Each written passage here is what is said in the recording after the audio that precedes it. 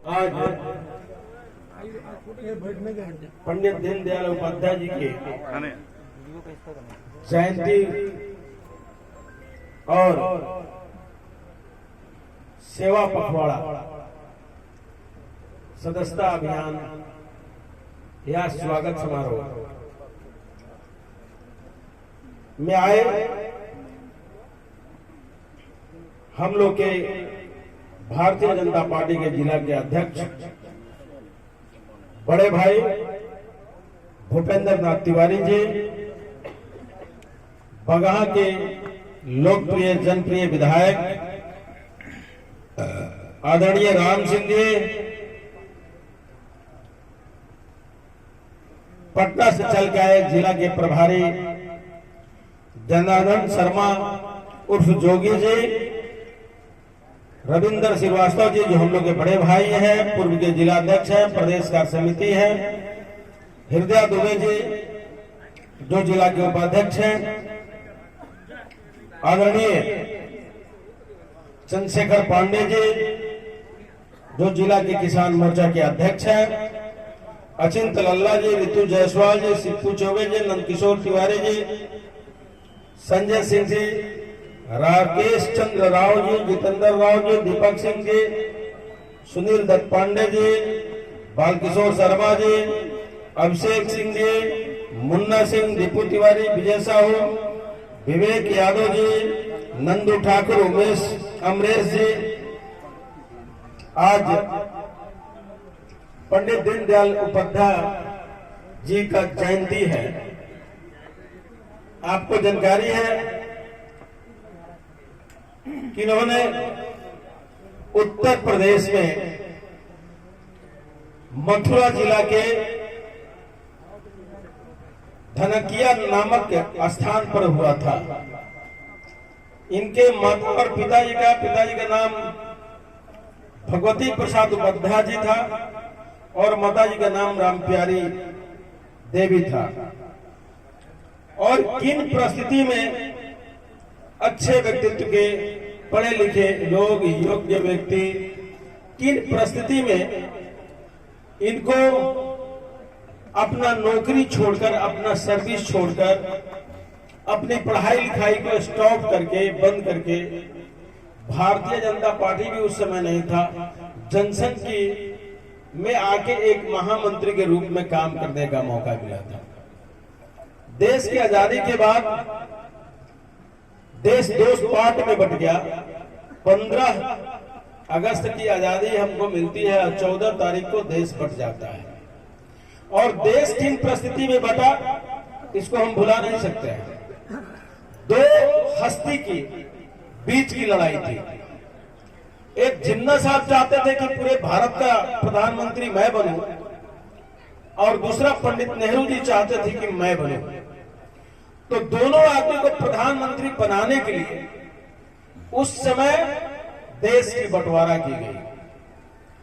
और जो लोग मेरे यहाँ रहा, हम अल्पसंख्यक कह के पूरी उनको सुविधा देने का काम किए, समय समय से उनका ग्रोथ हो, उनको हम पूरे ताकत देने का काम किए। लेकिन आजादी के जस्ट बाद हमारे जो लोग वहां अल्पसंख्यक के रूप में रह गए थे, उनका डेड बॉडी मार मार के लाखों की संख्या में ट्रेन पर लादकर भारत में सौगात के रूप में भेजने का कोई काम किया तो पाकिस्तान की सरकार उस समय की थी।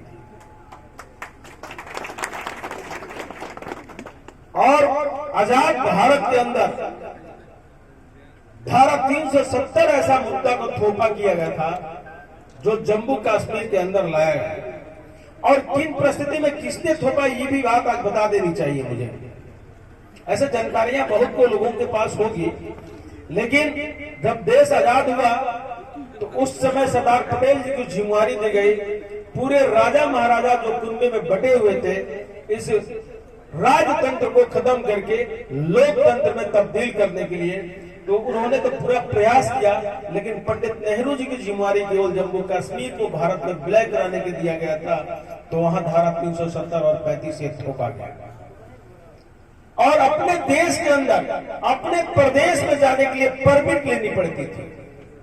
उस परमिट के विरुद्ध में श्यामा प्रसाद मुखर्जी जी, पंडित दीनदयाल उपाध्याय जी, श्यामा प्रसाद मुखर्जी जी तो मंत्रालय से इस्तीफा देके और तब परमिट शब्द हटाने के लिए उन्होंने जम्मू कश्मीर गया था और उसी परिस्थिति में उपाध्याय जी को पार्टी के काम करने के लिए बुलाया गया था। ये दोनों आदमी जा रहा था साथ में। उन्होंने कहा कि एक तो बचेगा, तुम बचेगो तो मेरे मिशन को जिंदा रखोगे, अगर हम दोनों जाते हैं कोई ठीक नहीं है कि हम लोग वापस आएंगे कि नहीं आएंगे, तो फिर हम लोग का मिशन अधूरा रह जाएगा, इसलिए तुम मत जाओ। और उस समय उपाध्याय जी नहीं गए, वापस आ गए और श्यामा प्रसाद मुखर्जी जी परमिट शब्द हटाने के लिए गए जम्मू कश्मीर और जेल में ही उनकी समाप्ति हुई। आज तक उस मामले का पर्दा नहीं हट सका और संगठन का काम करते करते इन्होंने एक बुक लिखा है, एकात्म मानववाद। उस बुक में कोई पढ़िएगा तो उस समय इन्होंने दर्शाया था कि भारत उसी समय विकसित हो सकता है जब आजादी उसी समय मानी जाएगी जब पिछले पंक्ति में बैठे हुए समाज के पिछले पंक्ति में अगर लोग बैठा है और उसके पास विकास की किरणें पहुंच जाए तो मैं मानूंगा कि भारत विकसित हो रहा है। और लगातार निरंतर कांग्रेस की सरकार चली लेकिन उस पर काम नहीं कर पाया सरकार। जब अटल बिहारी वाजपेयी जी देश का प्रधानमंत्री बनते हैं तो अंत्योदय कार्ड लागू करते हैं और गांव का 65% देश की आबादी का 70% गांव में रहती है, उसके लिए प्रधानमंत्री सड़क योजना देते हैं। तमाम योजना उन्होंने चला के और पूरे भारत ने यह एहसास करवाया कि भारतीय जनता पार्टी अपनी राष्ट्रीयता से कहीं पीछे नहीं हट सकती है और विश्व के पटल पर भारत भी शक्तिशाली है। परमाणु परीक्षण करके अटल बिहारी वाजपेयी ने इस बात को एहसास करवाया था। अब सब लोग इसके साक्षी और गवाह। आज 2014 में जब आपकी मेहनत, आपकी तपस्या, आपकी त्याग भारतीय जनता पार्टी के लिए काम करते करते एक झूठ भी था, तब एक मौका मिला 2014 में कि आप संपूर्ण बहुमत, प्रचंड बहुमत के साथ 30 साल के बाद एक पार्टी का सरकार बनाने का आपने काम किया और आज उसका नेतृत्व उस समय आदरणीय नरेंद्र भाई मोदी जी कर रहे हैं। याद होगा आपको, जब वो शपथ लेने जा रहे थे तो उन्होंने एक बात कहा था कि मेरी सरकार गरीबों की समर्पित सरकार होगी, हम सबको साथ लेके चलेंगे, हम सबका विकास करेंगे, हम सबका सहयोग लेंगे, हम सबके सहानुभूति के साथ सरकार चलाएंगे। और उन्होंने एक लगातार काम किया। आजादी के इतने वर्ष बीत जाने के बाद बहुत एक बड़ी आबादी थी जिसका बैंक में अपनी खाता नहीं था। आदरणीय मोदी जी ने बैंक कर्मी को एक कानून बनाकर, एक योजना बनाकर बैंक कर्मी से पूरा आग्रह पूर्वक और एक दिशा निर्देश उन्होंने दिया कि तुम अब ग्रामीण जनता, शहरी जनता के दरवाजे पे जाओ और जीरो बैलेंस पर जनधन खाता योजना तुम खोलो। और उस खाता खोलने से भाई साहब आज डिजिटल इंडिया भी आया और डिजिटल का कमाल है कि एक समय में 1 मिनट के अंदर में तमाम किसान सम्मान निधि का रुपया आपके खाता में जाता है। कहीं ब्रोकरी की जरूरत नहीं पड़ती है, कहीं भाया मीडिया की जरूरत नहीं पड़ती। उसके बाद आज चाहे करोड़ों लोगों के घर में गैस कनेक्शन पहुंचाया गया। बरसों से, सदियों से जो हमारी माँ और बहनें इंतजार करती थी कि कोई मसीहा मेरे बीच में आएगा और मेरे घर में भी गैस कनेक्शन होगा, उस सपना सजा के बैठी थी। उस सपने को अगर पूरा करने का कोई काम किया तो आदरणीय मोदी जी ने किया। 14 के पहले मुझे याद है कि हर गांव में बिजली नहीं होती थी और किसी गांव में बिजली का तार पोल नजर आता था तो ट्रांसफार्मर नहीं होता था, और किसी गांव में ट्रांसफार्मर होता था तो पूरे गांव में तार पोल नहीं होता था। लेकिन मोदी जी ने कहा कि मेरी सरकार बनेगी तो हर घर में बिजली देंगे और बिजली से भी खेतों में पानी देने का काम हम करेंगे, हमारी सरकार करेगी। और भाइयों, कहने में कहीं शंका नहीं रहा कि हर घर में तो बिजली पहुंचाया ही गया। कुछ ऐसे इलाके हैं जहां तार पोल नहीं जा सकता है तो वहां सौर ऊर्जा प्लांट लगाकर और हर घर में बिजली देने का कोई काम किया तो आदरणीय मोदी जी का सरकार ने किया। आज किसान सम्मान निधि की बात हम करते हैं। पहले भी सरकारें आती और जाती रही। अटल जी की सरकार किसानों के लिए किसान क्रेडिट कार्ड पहला बार उन्होंने अपने सरकार रहते हुए और योजना बनाया था, और किसानों की सम्मान देने की बात है तो आदरणीय मोदी जी की सरकार ही सम्मान दिया। इसके पहले तो केवल पेपर में, केवल कागज में, केवल बैठ के दिल्ली में योजना बनती थी, धरातल पर कहीं दिखता नहीं था। और ये भी कहने में कहीं शंका नहीं है कि 2014 के पहले आपकी धान की कीमत प्रति क्विंटल 800 से 1000 होता था, लेकिन आज कहने में मुझे बहुत फख्र है, गर्व है, गौरव प्रदान करते हैं कि 10 साल के अंदर में आज आपकी धान की कीमत 2200 से लेके 2600 रुपए तक आप अपने खेतों में बेचते हैं। किसानों की सम्मान बढ़ी है। गेहूं आप अपने खेतों में 2000 से लेकर 2400 तक आपने 2400 तक आपने गेहूं को बेचा है। क्या आमदनी बढ़ी है कि नहीं बढ़ी है? अगर आज मोदी जी गरीबों के हित की बात करते हैं, 81 करोड़ लोगों को मुफ्त में राशन देने का कोई सरकार काम किया तो आदरणीय मोदी जी का सरकार योजनाबद्ध तरीका से किया।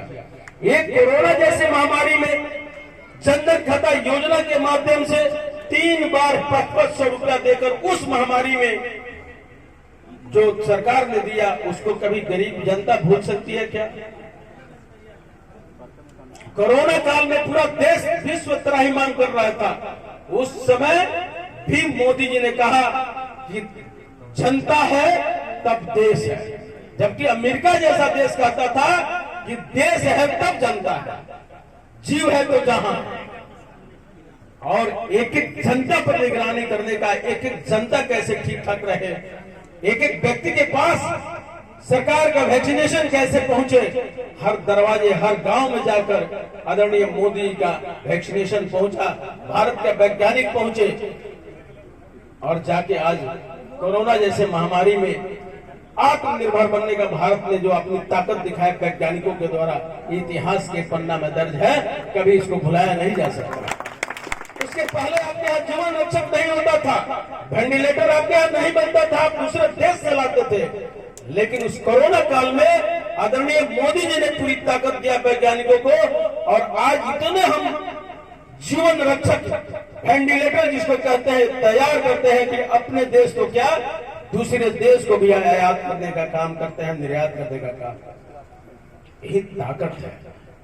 आज आदरणीय मोदी जी विश्व में जो भारत का साथ बढ़ाए हैं इसको भुलाया नहीं जा सकता।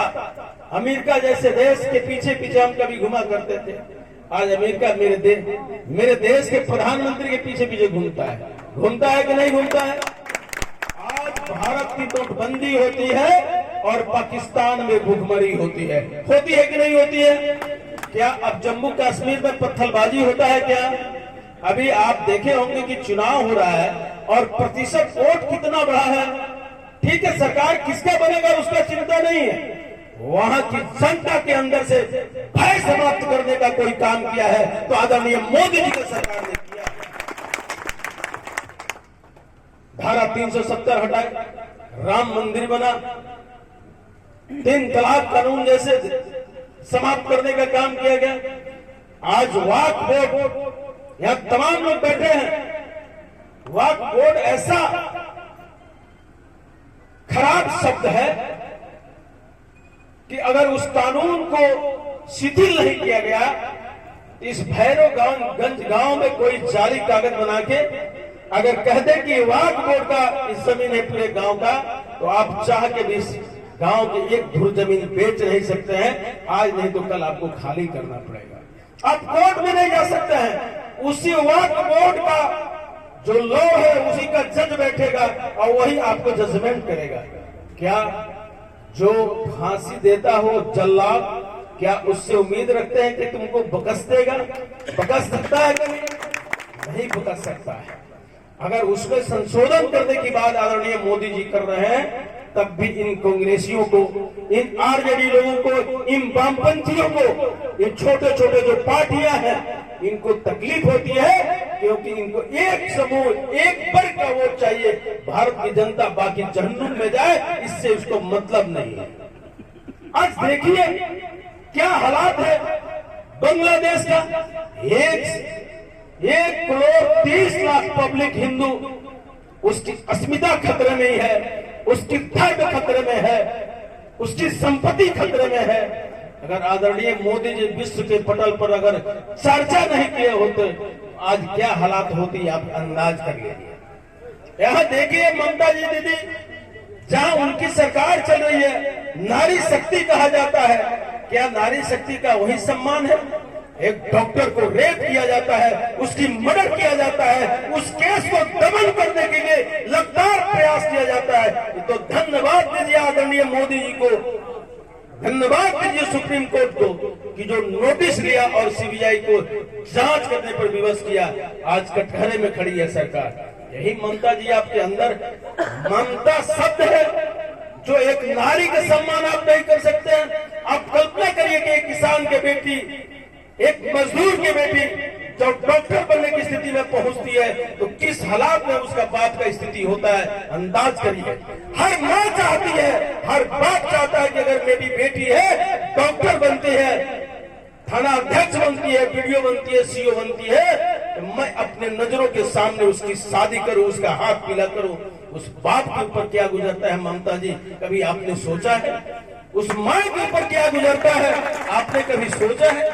नहीं सोच सकते हैं। उनको तो केवल रोहिंग्या लाके अपना वोट बैंक तैयार करना है। अगर उस रोहिंग्या को रोकने की बात बीजेपी करती है, तब भी उनको तकलीफ होती है, तब भी कांग्रेस के लोगों को तकलीफ होती है। केवल जितने, चाहे कांग्रेस हो, चाहे छोटी छोटी दलें हो, क्षेत्रीय पार्टी हो,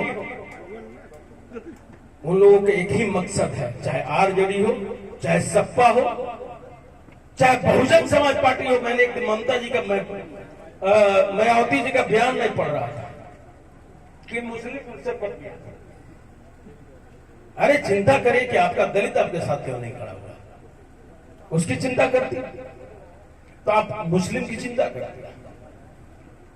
और भारतीय जनता पार्टी ही एक ऐसी पार्टी है जिसमें लोकतंत्र कायम है। संजय जी, एक जिला अध्यक्ष भी, एक मंडल अध्यक्ष भी विधायक बन सकता है, वो भारतीय जनता पार्टी का कार्यकर्ता हो सकता है। एक पंचायत अध्यक्ष केंद्रीय मंत्री बन सकता है, वो बीजेपी का कल्चर हो सकता है। एक चाय बेचने वाला का बेटा देश का प्रधानमंत्री बन सकता है, वो भारतीय जनता पार्टी का कल्चर हो सकता है। कभी नहीं जानते थे छत्तीसगढ़ के मुख्यमंत्री आदिवासी हैं, उनको ये नहीं पता था कि मुझे मुख्यमंत्री बनना है। उनको पता नहीं था जो मध्य प्रदेश के यादव जी हैं, उनको पता नहीं था कि मुझे मुख्यमंत्री बनना है। नहीं पता था उड़ीसा के मुख्यमंत्री को कि मैं माझी का बेटा हूं, मुझे बीजेपी मुख्यमंत्री बनाएगी। उनको नहीं पता था राजस्थान के मुख्यमंत्री को कि मैं एक किसान का बेटा, एक ब्राह्मण कुल में जन्म लिया, क्या मुझे मुख्यमंत्री बनाया जाएगा। इसको कहते हैं लोकतंत्र, कि काम करने वाला अनुभवी है, मेहनत करता है, तो पार्टी शिखर तक पहुंचा देती है। यहां नहीं है कि राजा का बेटा ही राजा बनेगा। और आप लोगों से कहने में भी कहीं शंका नहीं है। याद करिए उस दिन को 1990 से लेकर 2005 तक बिहार की क्या स्थिति थी, चंपारण की क्या स्थिति थी, किस नाम से जाना जाता था इस चंपारण को? मिनी चंबल जाना जाता था ना। आप इस समय यहाँ भाषण नहीं दे सकते थे। आपको संजय बाबू चिंता होता कि मैं कैसे घर पहुंच जाऊं। मेरी बेटा और बेटी बाहर पढ़ने जाते थे, उस समय चिंतित थे हम कि हमारी बेटियां घर लौटेंगी कि नहीं सुरक्षित, अभी किसी का नोटिस या किसी का धमकी का फोन है। लेकिन 2005 में जब बिहार में एनडीए गठबंधन की सरकार बनती है तो आज 12 बजे रात को पगहा भैरवगंज से उतर के आते हैं। अगर कोई मिलता है रास्ते में तो बिहार सरकार की पुलिस मिलती है, अन्यथा कोई क्रिमिनल नहीं मिलता है।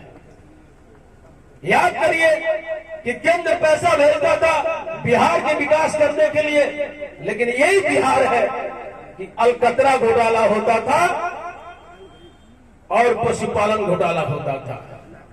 यही बिहार है कि लालू जी भ्रष्टाचार में जेल जा रहे थे और मुख्यमंत्री कौन बना, तो राबड़ी देवी बनी। इसमें कहने में भी कहीं शंका नहीं है कि अंगूठा छाप मुख्यमंत्री बना था।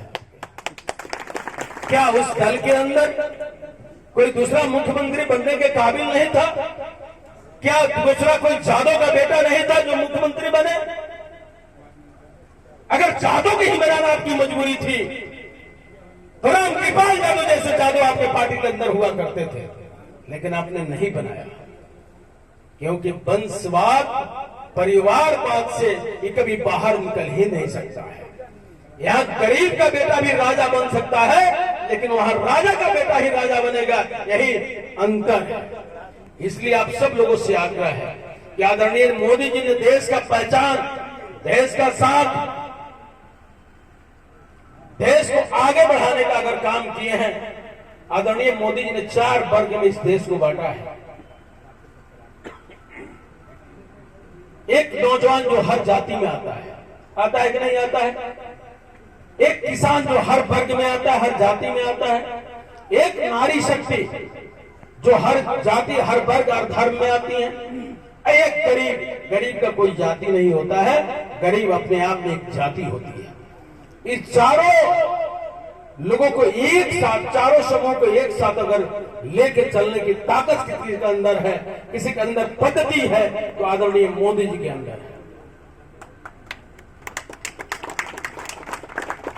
मैं ये भी कह सकता हूं कि लगातार 10 साल से आदरणीय मोदी जी की सरकार आपने देखा है और लगभग 3 महीना पार कर गए हम, 100 दिन पार कर गए। ये भी आपने देखा है, क्या किसी मंत्री पर घोटाला का चार्ज लगा है क्या? अरे सिकंदर जी, आप बीजेपी का वर्कर है क्या? मैं आपसे पूछता हूं, किसी मंत्री पर घोटाला का चार्ज लगा है क्या? चाचा, आपको याद होगा, कांग्रेस की कोई सरकार बता दीजिए जो 10 साल 5 साल चला हुआ बिना करप्शन का रहा हो। एक काल का नाम बता दीजिए, एक टेन्योर का नाम बता दीजिए। कांग्रेस हमेशा भारत को लूटने का काम किया है, राष्ट्र को कमजोर करने का काम किया है, राष्ट्र का अगर साथ और सम्मान बढ़ाने का काम किया है। आदरणीय जेपी नड्डा जी वाला नेतृत्व भारतीय जनता पार्टी का कार्यकर्ता भाई नरेंद्र मोदी जैसे देश का प्रधानमंत्री किया है। इसलिए आप किसी के दरवाजे पे जाइएगा और कहिएगा कि भारतीय जनता पार्टी का मेंबर बनिए, तो आपको कोई रोकने वाला नहीं मिलेगा। क्या मिलता है? क्या एक वर्कर बता दे किसी के दरवाजा पर गया हो और कहा कि बीजेपी का मेंबर बनिए, उसको रोक दिया गया हो? एक आदमी का नाम बताइए, कोई नहीं मिला है। लोग तैयार बैठे हैं, आपको केवल मेहनत करना है। और आपने 18 करोड़ 18.5 करोड़ पिछला बार बनाया था। क्या इस समय पूरे भारत में 20-22 करोड़ संख्या बननी चाहिए कि नहीं? बनना चाहिए कि नहीं बनना चाहिए? हर घर में मोबाइल है कि नहीं है? हर बूथ पे कम से कम 300-400 घर है कि नहीं है? तो क्या हम 300-400 संख्या में एक बूथ पर काम कर सकते हैं कि नहीं कर सकते हैं? और मात्र बहुत ऐसे लोग हैं चाहते हैं बनाना, लेकिन उसको मोबाइल की व्यवस्था में टेक्निकल प्रॉब्लम वो नहीं जान पाता है। तो वैसे लोगों की शर्म करने की जरूरत नहीं है, हया करने की जरूरत नहीं है, शर्माने की जरूरत नहीं है। अपने बेटा से कहिए, अपने पड़ोसी से कहिए। आपके गांव में ऐसे मोदी फैन जरूर मिलेंगे कि केवल उसको गाइड कर दीजिएगा और सुबह 3 घंटा, शाम को 3 घंटा अगर सदस्य बनाने पर केवल फोकस कर दिया तो एक व्यक्ति कम से कम एक दिन में 150 से ऊपर बना सकता है। और लक्ष्य एक बूथ पर 300 का है। क्या हम लक्ष्य को 2 दिन में पूरा कर पाएंगे कि नहीं कर पाएंगे? क्या कोई ऐसा गांव है जहां मोदी जी का फैन नहीं हो? केवल उसको कोऑर्डिनेट करने की जरूरत है, एक टीम वर्क करने की जरूरत है। अब आलस की समय नहीं है। अगर मोदी जी ने देश का सेवा मजबूती से किया है, राष्ट्र का नाम मजबूत किया है, भारतीय जनता पार्टी आपके साथ पर बाटा नहीं लगने दी है, तो हम सब लोगों की ध्यान बनती है कि मोदी जी को एहसास कराने की, आदरणीय जेपी नड्डा, दिलीप जायसवाल को एहसास कराने की कि भारत और बिहार की जनता आपके साथ खड़ी है। आप एक बार आह्वान करिएगा तो पूरे भारत की जनता आपके साथ खड़ी है, और ये सदस्यता ही एहसास करा सकता है। ये आप सदस्य ही बना के उनको ताकत और प्रदान कर सकते हैं, और उनको एक बहुत बड़ा चट्टान की तरह खड़ा करने के लिए, खड़ा होने के लिए कि हम आपके पीछे खड़े हैं। अब चट्टान की तरफ भारत को मजबूत करिए, विश्व के पटल पर आगे ले चलिए, हम आपके साथ खड़े हैं। इसलिए आप सब लोगों से नर्म निवेदन है कि अब समय केवल बैठने की नहीं है, और 2025 भी आपके सामने है। ऊपर से पैसा आएगा, बिहार का विकास होगा। अध्यक्ष जी, 2024 और 25 के बजट में विशेष पैकेज बिहार को मिला है। ये कांग्रेसी लोग विरोध कर रहा था, ये आरजेडी का लोग विरोध कर रहा था। मैं गया था एक इंटरव्यू में टीवी चैनल पर, मैंने पूछा कि कांग्रेसी लोग आप बताएं कि 2025 में पब्लिक से, बिहार की पब्लिक से मतलब है या नहीं? ये बताएं आरजेडी के नेता कि बिहार की जनता को 2025 में मतलब है कि नहीं? आप अगर आज भगवान राम का शिक्षा स्थल बक्सर का विशेष पैकेज मिला है, भगवान विष्णु का पद्म चिन्ह गया में पाया जाता है, आप पिंडदान करने जाते हैं, जाते कि नहीं जाते हैं? अगर वहां कॉरिडोर की बात होती है, भगवान बुद्ध की कॉरिडोर की बात होती है, नालंदा विश्वविद्यालय जो देश की आजादी के पहले पूरे विश्व के लोग आके एजुकेशन लेता था, उस यूनिवर्सिटी को अगर डेवलप करने की बात आई है, अगर भगवान राम का अयोध्या सत्य है, तो क्या मां सीता का जन्मस्थल सजना चाहिए कि नहीं चल रहे? मिथिलांचल का विकास होना चाहिए कि नहीं होना चाहिए? अगर उसके लिए विशेष पैकेज मिला है तो इन लोगों को तकलीफ होती है। बाढ़ से राहत देने के लिए विशेष पैकेज मिला है, तब भी इनको तकलीफ होती है। और इस तकलीफ का दावा जानते हैं क्या है? कि अब आप राजनीति से संन्यास ले लें, आपके अंदर तकलीफ कभी समाप्त नहीं होने वाली है, क्योंकि जनता ने मौका आपको दिया था, आपने जनता का सेवा ईमानदारी पूर्वक नहीं किया, उसको धोखा पर धोखा दिया। आदरणीय मोदी जी सेवा भी करते हैं और उनके बातों पर लोगों का भरोसा भी रहता है कि भारतीय जनता पार्टी की सरकार, मोदी जी की सरकार जिस चीज का शिलान्यास करती है उसका उद्घाटन बीजेपी की सरकार ही करती है। जो कहती है वो करके भी दिखाती है। आम जनता के अंदर भरोसा है। इसलिए आप सब लोगों से हाथ जोड़ के विनती है कि हम आए और भाषण देकर चले जाए, इतना ही काम के लिए नहीं हम आए।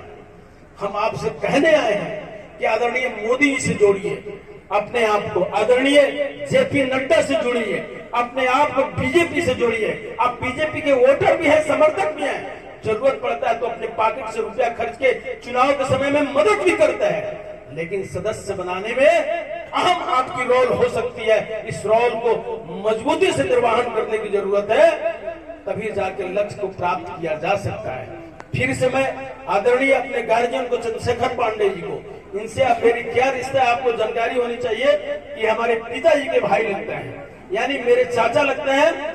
मैं इनको पूरे हृदय से धन्यवाद देता हूं, प्रणाम करता हूं कि आप आज ने एहसास करवाया इस किसान मोर्चा कहीं से मोर्चा नहीं है, किसान रियल हीरो है भारत का, और रियल हीरो बन के अपने जो कार्यक्रम कराया